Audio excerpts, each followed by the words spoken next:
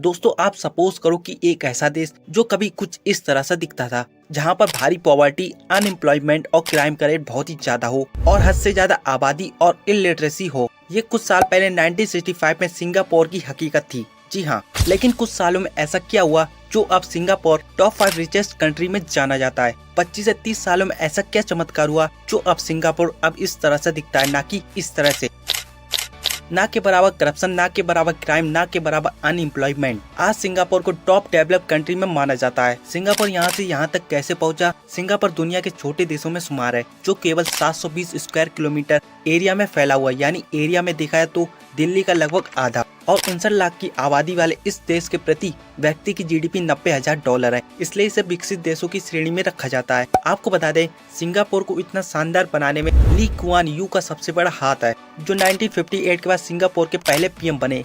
PM बनने के बाद ली कुआन यू समझ गए थे कि अगर सिंगापुर को डेवलप करना है, कुछ ऐसे कदम उठाने पड़ेंगे जो सिंगापुर के लिए सही साबित हों, और वो साबित भी हुए। और इसी वजह से इन्होंने सिंगापुर में काफी चीजों को नोटिस किया। ली कुआन यू ने हर परिवार को घर अलॉट कराया। ली कुआन यू समझ गए थे कि अगर सिंगापुर को दुनिया की बड़ी शक्तियों से मुकाबला करना है, तो सबसे पहले वहाँ के लोगों को उनकी सबसे बड़ी बुनियादी चीजें देनी होगी। वो बुनियादी चीजें हैं हाउसेस। इसके लिए हाउसिंग डेवलपमेंट बोर्ड स्थापित किया गया। हाउसिंग बोर्ड में पूरे सिंगापुर को ऐसे वर्ल्ड क्लास मेट्रोपोलिस में बदल दिया जिससे सिंगापुर के लोगों को रहने योग्य प्लान टाउनशिप मिल सके। इससे वे घर की चिंता से फ्री होकर काम कर सकें। इसके बाद नंबर 2, सिंगापुर से अनएम्प्लॉयमेंट पूरी तरह से खत्म करना। 1965 में सिंगापुर की स्थापना के समय ही यह तय किया गया था कि हर व्यक्ति को रोजगार देना है। इसके लिए वहाँ इकोनॉमिक डेवलपमेंट बोर्ड स्थापित किया गया। बोर्ड ने वहाँ इंडस्ट्री और बिजनेस को इस तरह से बिल्डअप किया कि वहाँ न केवल लोकल लोगों को रोजगार मिल सके, बल्कि भारी इन्वेस्टमेंट को इनवाइट किया जा सके। इसी वजह से आज सिंगापुर में बेरोजगारी की दर